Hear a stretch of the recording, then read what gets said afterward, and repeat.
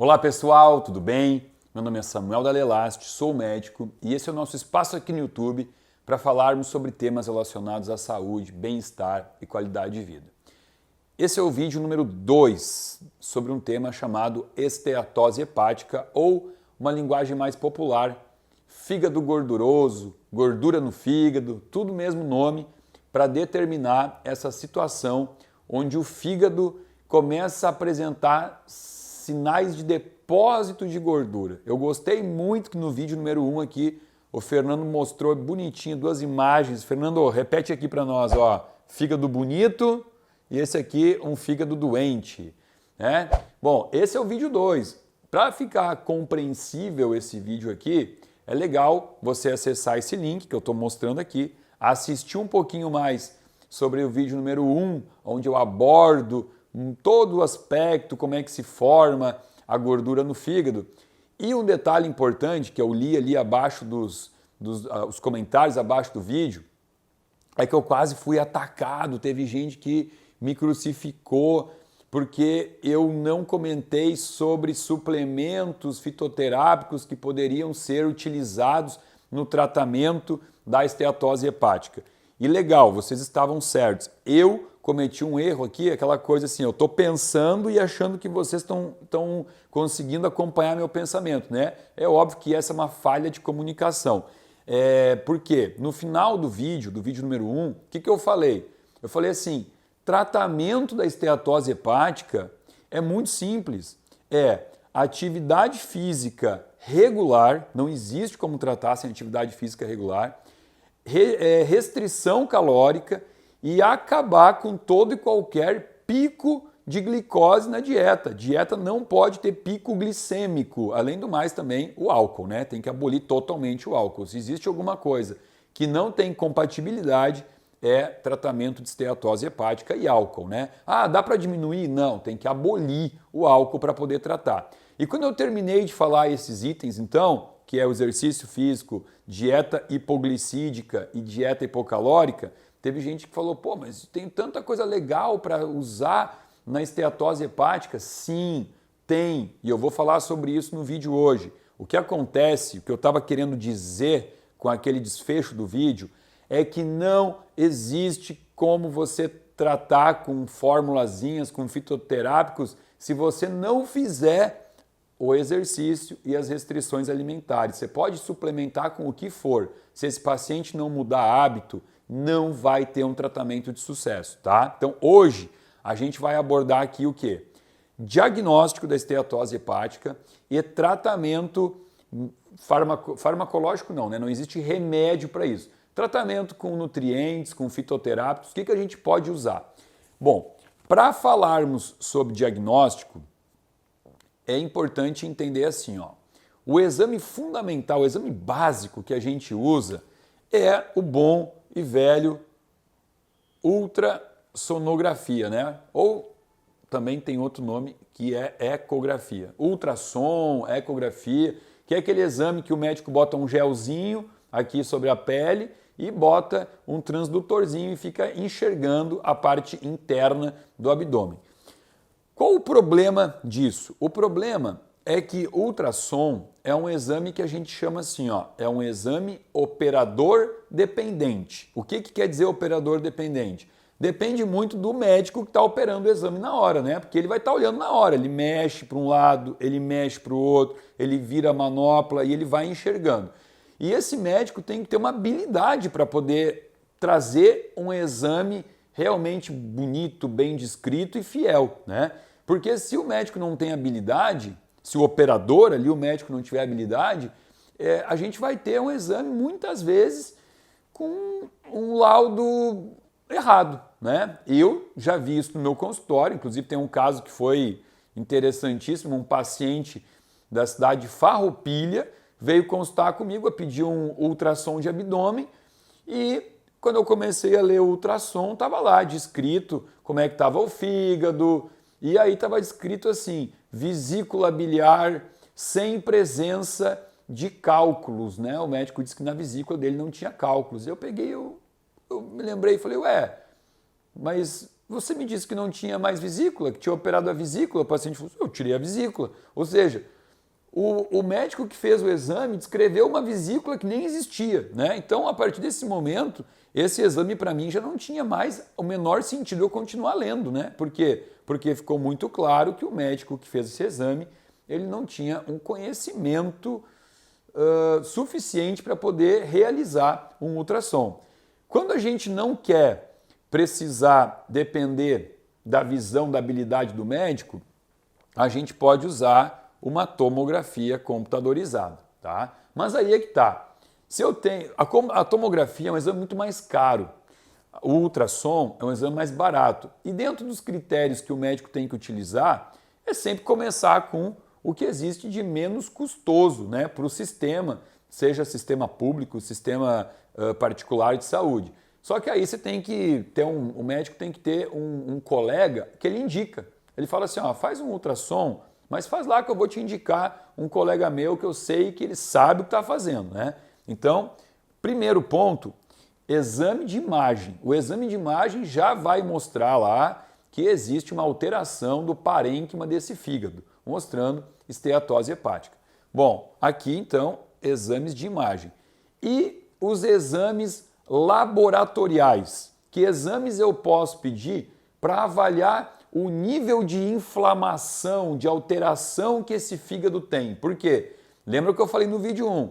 Depósito de gordura no fígado leva sim a um aumento de um processo inflamatório mediado por interleucina 6 e o TNF-alfa, fator de necrose tumoral. Então tá aqui, ó, interleucina 6 e fator de necrose tumoral são as citocinas que desencadeiam esse processo inflamatório hepático, e esse processo inflamatório ele vai trazer o aumento de algumas proteínas que eu posso olhar no exame para determinar o nível de inflamação. Uma proteína que muito comumente vai estar aumentada na esteatose hepática é a ferritina.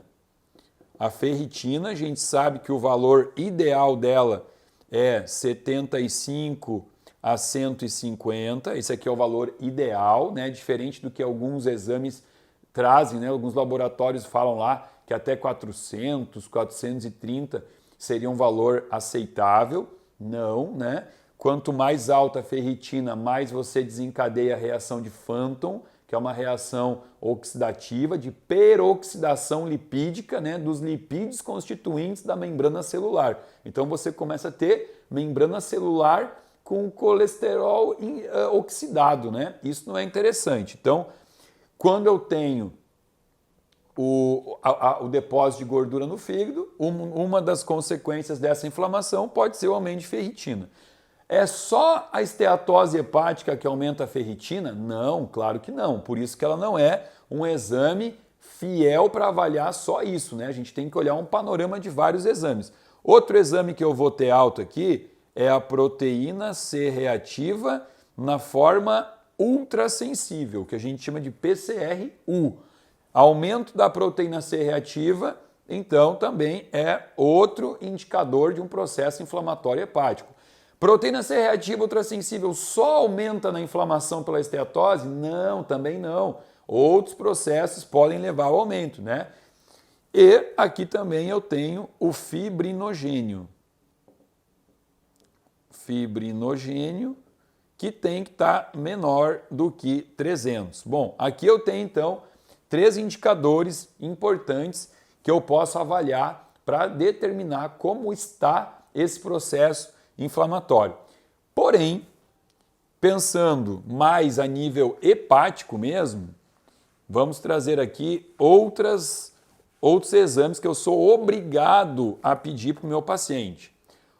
Gama-glutamil transpeptidase ou transferase, né? Gama-GT. O Gama-GT não é exclusivo de rim, de fígado. Ele também está nos rins, ele também pode estar no baço, vai estar em diversas células do corpo. Porém, ele tem uma função especial quando eu estou me referindo à função hepática, à função do fígado. Alanina aminotransferase, né? Ou ALT, ou também TGO.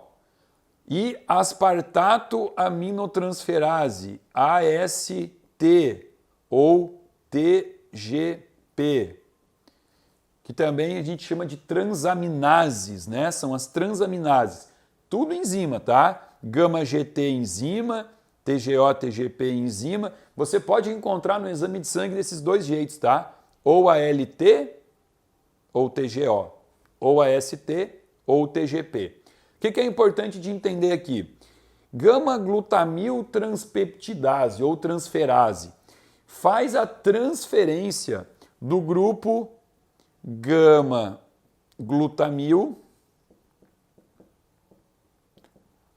que é um resíduo de um ciclo de formação de um antioxidante considerado o antioxidante mais poderoso do corpo humano, que é a glutationa. Eu vou até fazer o seguinte, ó, eu vou apagar isso daqui, porque eu vou colocar esse ciclo aqui no quadro.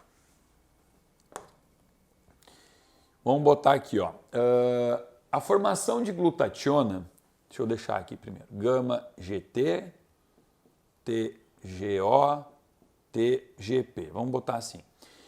A formação de glutationa, ela precisa obrigatoriamente de um ciclo de detoxificação hepático chamado ciclo da metilação. Eu já falei sobre isso várias vezes aqui, porque é um dos ciclos mais importantes para o sistema imunológico, para a saúde do fígado. Por que chama metilação, né? Porque ó, começa com um aminoácido chamado metionina. Então a metionina é um aminoácido que você consome, está no alimento, né? O alimento te fornece metionina. A metionina, ela vai se converter em S-adenosil metionina. A gente chama isso de SAMe, que vai se converter em S-adenosil homocisteína, que vai se converter em homocisteína, que por sua vez vai se transformar em cistationa, que vai se transformar em cisteína. Tá, legal. O que é importante aqui? Essa cisteína, ela vai juntar com o ácido glutâmico, do metabolismo da glutamina, mais a glicina. Glicina. Dá para ler essa canetinha aí, Fernando? Tá meio apagado? Vamos botar aqui vamos voltar para a cor mais forte aqui, ó. Glicina. Pronto. Cisteína mais ácido glutâmico mais glicina vai formar glutationa. Glutationa é um antioxidante. Vamos lá, videozinho sobre antioxidantes. Qual é a função do antioxidante? Diminuir o estresse oxidativo causado por aumento de radical livre. Doenças que trazem aumento de radical livre consomem muito antioxidante. Qual é a doença que talvez mais consuma a glutationa? Câncer, tá? Então, se o paciente tem um câncer, ele vai consumir muita glutationa. E a glutationa, então, quando ela faz essa anulação do radical livre, ela tem que voltar a ser glutationa de volta.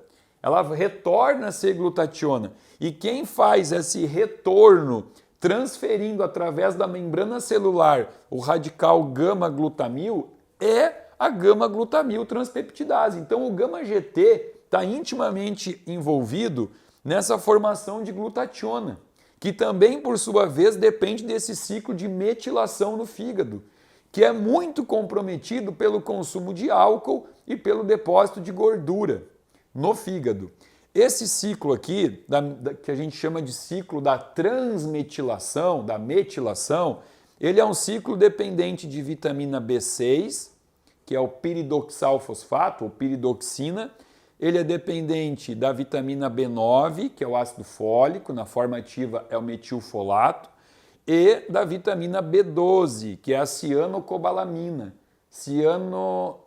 Cianocobalamina, que na forma ativa é a metilcobalamina, tá? Então, esse ciclo para acontecer precisa desses 3 cofatores, indispensavelmente. Bom, então quando eu tenho esse excesso de gordura no fígado, eu vou ter um aumento do gama-GT. Fato, começa a aumentar o gama-GT. E eu começo a aumentar a TGO e TGP porque eu começo a fazer também a transaminação desses aminoácidos. Né? Porque eu penso assim, o fígado agora, ele já não consegue mais oxidar, ele não consegue oxidar gordura, ele não consegue fazer essa oxidação, está depositando. Se eu não oxido gordura para formar energia, eu vou tentar começar a formar energia a partir de aminoácido, né? Então eu faço a transaminação dos aminoácidos a partir dessa enzima que tem essa função de levar para dentro do ciclo de Krebs e formar energia por uma via alternativa. Então eu posso usar esses marcadores indiretamente para ver como é que está esse fígado.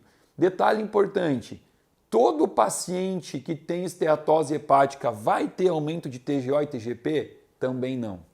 A maioria sim, mas em alguns casos, e aí eu teria que explicar, isso é muito complexo e não vale a pena nesse vídeo, em alguns casos eu posso ter esteatose hepática com essas 3 enzimas baixas. O legal de entender aqui sobre o gama-GT é que é outro exame que tem um valor de referência de laboratório muito diferente do que é o valor ideal. O ideal de gama-GT é estar entre 16 até 22. Isso é o ideal. Ah, Samuel, mas eu não vejo muito isso no consultório. Lógico, porque, pensa comigo, quase 2/3 da população brasileira está acima do peso. Ou seja, a cada 3 pacientes que eu atendo, no mínimo 2 vão estar acima do peso. Já vão me trazer um exame alterado, né? Quantas pessoas consumem álcool? A maioria que você conhece, já vai estar aumentado. Então, esse 16 a 22 é um número que traduz saúde. O que seria saúde? Uma pessoa que não consome álcool, que está com a gordura visceral zeradinha, não tem gordura nas vísceras, tem uma alimentação não tóxica, uma alimentação extremamente natural, que pratica atividade física, esse cara vai ter de 16 a 22. A cada 5 pontos aqui a mais, a cada 5 pontos a mais do que 22, eu tenho mais 9% de chance de desenvolver síndrome metabólica. Olha só, a cada 5 pontos a mais 9% de risco de síndrome metabólica. A síndrome metabólica é uma condição que aumenta em 3 vezes o risco de morte por infarto, por doenças cardiovasculares, né? Vem comigo. Olha só, você pega teu exame de gama-GT lá e você olha que está em 45 e acha que está tudo bem, porque a referência fala que até 70, 80 tá ótimo, você já está com muito mais risco de desenvolver uma síndrome metabólica. E o gama-GT, ele pode ser usado também para determinar, então, diante do que eu estou falando aqui, para determinar quais os pacientes com esteatose hepática têm mais probabilidade de se tornarem diabéticos. Ou seja, esteatose hepática com gama-GT aumentado, muita chance desse paciente se tornar diabético. Tá? Então, esses exames que eu falei aí, ferritina, fibrinogênio, proteína C reativa e as enzimas hepáticas, eu tenho que avaliar, mas é aquilo, né? Não com aquele olhar absoluto, olhando um único exame. Eu tenho que olhar nesse contexto e fazendo uma correlação com o meu paciente e com outros exames, como, por exemplo, uma bela de uma curva de glicose e curva de insulina, né? Paciente meu com aumento de circunferência abdominal, eu peço um exame de curva de glicose e de insulina para avaliar a quanto anda essa produção de insulina para manter os níveis de glicose controlados. Então isso é muito importante também, tá bem? Bom, então vamos lá. Falamos de diagnóstico, diagnóstico por imagem, diagnóstico por exames laboratoriais. Vamos ao tratamento. Vamos falar de tratamento da síndrome metabólica. Da esteatose hepática. Aqui no quadro já tem algumas coisas que já estão dando dicas aqui, ó. Por exemplo, se eu tenho esse ciclo da metilação aqui, que eu sei que existe grande probabilidade de ser comprometido na esteatose hepática, eu já posso prescrever vitamina B6, B9 e B12. Para eu facilitar o tratamento, a cura dessa situação, eu preciso garantir a metilação, né? Porque isso é um ciclo de metilação. Então, para metilar mais, eu poderia prescrever para o paciente metionina. E posso dar metionina, né? Um aminoácido, posso dar. Porém, a forma da S-adenosilmetionina, forma SAMI, e é bem assim que se prescreve, SAMI, é uma forma muito mais doadora de radicais metil. Eu dou muito mais, ele é metilador. O SAMI é metilador, ele começa a doar radicais metil para fazer com que isso aqui aconteça muito melhor. Tá? Então aqui, ó, posso também prescrever SAMI. Eu uso muito SAMI aqui nos meus pacientes.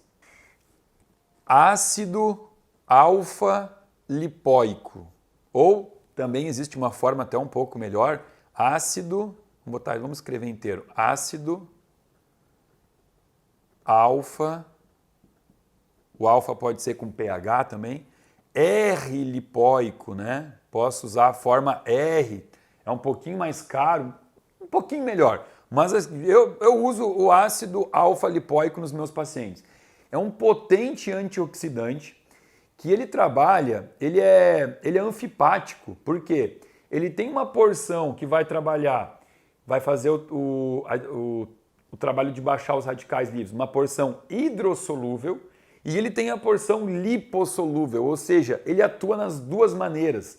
Diminui muito radicais livres e também ele diminui os produtos finais do estresse oxidativo, que a gente chama de AID, produto final da glicação avançada, né? Os AIDs, que inclusive são muito neurotóxicos, ajudam a aumentar a chance do paciente ter Alzheimer. Então, o ácido alfa-lipóico protege o cérebro, protege o fígado pra caramba e também ele vai ser fator fundamental, junto com outras vitaminas do complexo B, para garantir que lá na mitocôndria, vamos lembrar de mitocôndria, né? Não tem um vídeo aqui que a gente não bota mais a mitocôndria, ó. Aqui lembra da minha célula, da minha mitocôndria, entrou a glicose recebeu um fósforo, né? Virou glicose 6-fosfato, virou piruvato. Para o piruvato conseguir entrar na mitocôndria e fazer o ciclo de Krebs acontecer, eu preciso de vitaminas do complexo B e ácido alfa-lipóico. Eu preciso disso. Então até vamos fazer o seguinte, ó. Vamos fazer a nossa listinha aqui do lado de coisas que a gente pode utilizar aqui, ó. Vamos apagar tudo e começar de novo. Ó, botei vitamina B6, vitamina B9, vitamina B12, SAMI e agora vamos botar aqui, ó, ácido alfa-lipóico. Bom, como eu sei que existe um comprometimento dessa oxidação da mitocôndria, eu também posso prescrever para esse paciente posso e devo prescrever os outros cofatores para fazer o ciclo de Krebs acontecer. O que eu preciso aqui? Coenzima Q10, magnésio, D-ribose, que é um açúcar. Aí você vai falar, Samuel, vou dar açúcar para um paciente que está com esteatose hepática. É um açúcar do bem. A D-ribose, ela vai seguir uma via alternativa, que a gente chama via das pentoses. É uma via de 5 carbonos, né? A glicose, como eu já mostrei aqui, ela é C6H12O6. Ela tem 6 carbonos. A D-ribose vai pela via de 5 carbonos, uma via que não vai aumentar a glicose, vai só gerar energia. O que mais que eu tenho que botar aqui então também? A L-carnitina, por quê?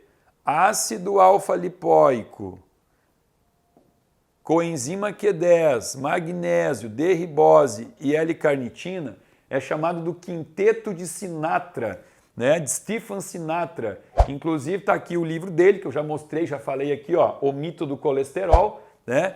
O Sinatra fala muito desse quinteto. Inclusive hoje já tem mais uma coisa aqui que a gente usa junto, que é o sexteto agora, que é a pirroloquinolinoquinona. Pirroloquinolinoquinona, PQQ. Por que PQQ? Porque esses 5 itens aqui, eles fazem com que o ciclo de Krebs dentro da mitocôndria aconteça. A PQQ aumenta o número de mitocôndria numa célula, aumentando então ainda mais o ciclo de Krebs, né? Ele faz biogênese mitocondrial. Bom, legal. A listinha está indo boa aqui. O que mais que a gente pode colocar aqui que eu não posso deixar de falar e que eu uso muito? O cardomariano.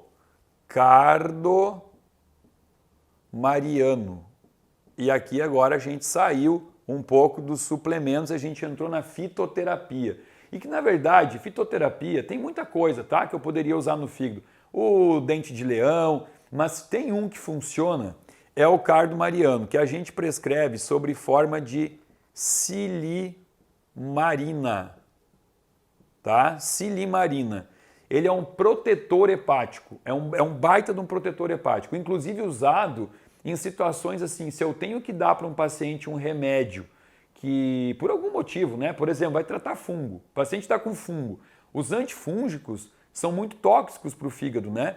Mas eu tenho que dar, porque o paciente está com fungo. Eu prescrevo sempre junto silimarina, para proteger esse fígado contra os efeitos tóxicos que vai acontecer com o uso do medicamento. E eu estava quase me esquecendo do aminoácido mais importante para a proteção hepática nesse momento aqui, que é a cisteína. A cisteína a gente não vai prescrever sob forma... Até dá, posso prescrever cisteína, mas eu tenho uma função melhor se eu botar na forma de N-acetilcisteína, que a gente abrevia como NAC. Está aqui o NAC, ó, N-acetilcisteína. Pronto. Está aqui no quadro um esboço, obviamente sem dose nenhuma, né? Porque a ideia do canal aqui não é fazer você ser seu próprio médico, você tem que ter um profissional que cuide da tua saúde, que tenha capacidade, né? Capacitado para isso. Então, assim, ó, pelo menos agora vocês estão conhecendo o tratamento completo da esteatose hepática. Obviamente, eu coloquei tudo que pode ser usado. Eu não estou dizendo que todo paciente tem que tomar tudo isso aqui. Tá? Eu falei tudo que pode ser usado e lembrando que nada disso aqui vai ter efeito se você não tiver o acompanhamento nutricional para receber uma dieta para isso e também a atividade física diária. O paciente com esteatose hepática ele tem que fazer 7 vezes por semana uma atividade metabólica, tá? Isso aqui então, como eu disse, não botei dose, coloquei os ativos para que vocês se familiarizem e entendam o porquê se usa isso, né? Porque se você joga na internet, tá lá, ó, tá com esteatose, toma o ácido alfa-lipoico. Tá, mas por quê? Né? Por que eu vou usar? A ideia do canal é o porquê das coisas. Então, com isso, finalizamos e esgotamos o tema esteatose hepática. Eu vou repetir aqui o que eu já falei no vídeo 1. Esteatose hepática não é uma doença, não existe uma doença que forma gordura no fígado. É uma condição adaptativa de um indivíduo que rompeu a relação com o alimento. As pessoas hoje têm uma falsa ideia do porquê que precisam comer, né? As pessoas não entenderam que o ato de se nutrir, de parar para comer, é para se nutrir, é para levar para a célula o melhor nutriente possível na quantidade que o corpo consegue usar. Não adianta dar para o corpo coisas boas numa quantidade maior do que o metabolismo pode funcionar, né? Então, você tem esteatose hepática, você tem isso porque você conquistou ela, né? Às custas de maus hábitos. Ou seja, se quer reverter isso, reverta os maus hábitos e transforme eles em bons hábitos. Esse canal aqui que já está passando de 130 vídeos, eu ouso dizer que nesses 130 vídeos está toda a informação necessária para você não ter esteatose hepática. Se você seguir todas as dicas que eu vou dando aqui, eliminar os alimentos inflamatórios que eu comentei já em vários vídeos, você tem toda a ferramenta para não ser vítima desta gordura no fígado, não ter um fígado gorduroso. Por quê? Porque fígado gorduroso, esteatose hepática, que vai persistindo ao longo dos anos, aumenta muito o risco do quê? De carcinoma hepatocelular, né? Olha o nome feio aqui, ó. Vamos botar aqui, é importante, eu já ia até esquecer de comentar isso, né? Importante, esteatose hepática aumenta a chance de carcinoma hepatocelular e também cirrose, tá? Ó, isso aqui mata, viu? Isso aqui mata. Carcinoma é um câncer agressivo ao fígado. Então, se você tem aquela barriga proeminente, aquela gordura no fígado e você pensa assim, ah, mas isso aí não tem problema, né? Vou levar para o resto da vida essa gordurinha aqui, já aprendi a me acostumar, já me acostumei a viver com essa barriguinha. Não, isso não é assim. Isso é sério, você aumenta o risco de desenvolver um câncer de fígado, que é o carcinoma hepatocelular, e vir a morrer de uma doença dessa, ou não morrer, mas ter que fazer uma cirurgia, quimioterapia, né? Tudo que a gente sabe que não é legal. Essa experiência não é legal. Então, fuja dessa condição metabólica antes que você se arrependa.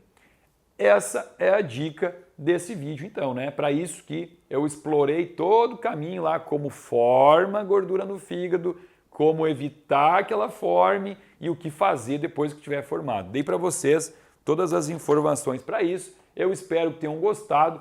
Se você gostou do videozinho, por favor, dá um like. Se você não está inscrito no canal ainda, se inscreva, compartilha esse vídeo com todo aquele amigo teu que você olha e vê que tem aquela barriguinha aumentada. Lembrando que eu falei no primeiro vídeo, não existe esteatose hepática apenas em paciente com aumento de circunferência abdominal. Existem os falsos magros, óbvio que 90 e tantos por cento dos pacientes que terão esteatose hepática têm sim aumento de circunferência abdominal, mas isso não é uma condição sine qua non, não é uma coisa que a gente possa afirmar como uma verdade absoluta. Tá bem? Pessoal, mais uma vez obrigado. Se quiserem um pouquinho mais sobre casos clínicos, mostrando exames de TGO, de TGP, de Cama-GT, eu mostro muito isso no meu Instagram. Tem lá, tá? Inclusive salvo nos destaques, eu posto muito caso clínico real de paciente aqui do meu consultório. Você pode me seguir lá, será muito bem-vindo.